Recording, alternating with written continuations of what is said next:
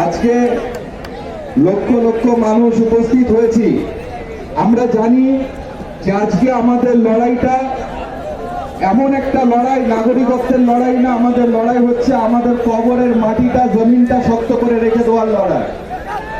কেননা আমি আপনি কালকে চলে যাব, আমার আপনার কবর দেওয়ার সম্পত্তিটা ওই অকাব স্টেটের কবরস্থানটাকে দখল করার চক্রান্তই দিল্লি বসে মুসলমানদের মসনাদে বসে বসে চিন্তা করছে।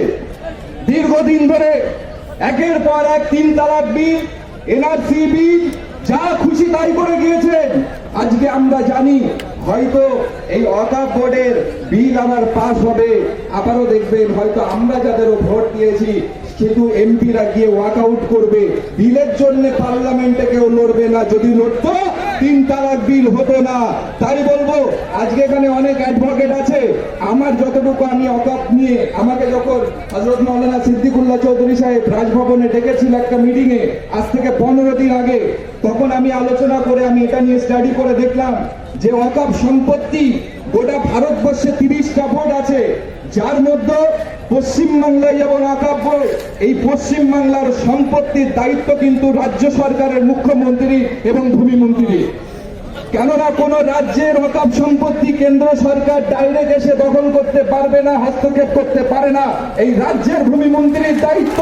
তাই আমরা বলবো আপনার এমপিদের এমএলএকে বলুন যে আমাদের সঙ্গে কাঁধে কাঁধ মিলিয়ে আমাদের অস্তিত্ব বজায়ের জন্য এই বাংলার মসনাদে আমাদের ভূমিমন্ত্রীও যেন আমাদের সঙ্গে সমর্থন জানিয়ে কাঁধে কাঁধ মিলিয়ে লড়াই করে, আর ওই সামনে দেখানো লড়াই নয়, মন থেকে ভালোবাসুন। আমরা তাহলে নিশ্চিত আমরা উপকৃত হব।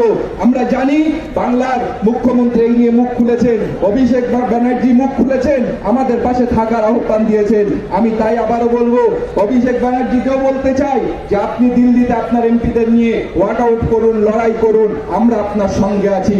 আমরা কাফন বেঁধে আপনার সঙ্গে দিল্লিতে গিয়ে নামতে রাজি আছি, ঠিক না বলুন বন্ধুগণ?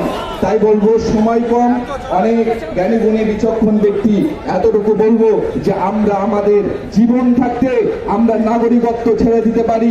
কারণ আমরা জানি দুনিয়া খোদার দুনিয়া, আমরা ইসলামকে মানি, শরিয়াতকে মানি। তাই বলবো আমরা সব ছেড়ে দিতে পারি। যদি বলেন নামাজ রোজা তো দূরের কথা, এই মেসওয়াকটা ছাড়তে হবে, রবির সুন্নাত মেসওয়াক এই মুসলমান ছেড়ে দেবে না। সকলে ভালো থাকবেন এই বলে আমি বক্তব্য আমি শেষ করলাম। আসসালামু আলাইকুম। বসিরহাট দরবার শরীফের পক্ষ থেকে আমরা সকলে এই জমিয়ত উলামায়ে হিন্দের সঙ্গে, কেন সমস্ত সংগঠন একসঙ্গে আমরা আমাদের অস্তিত্বের লড়াই থাকবো ইনশাআল্লাহ।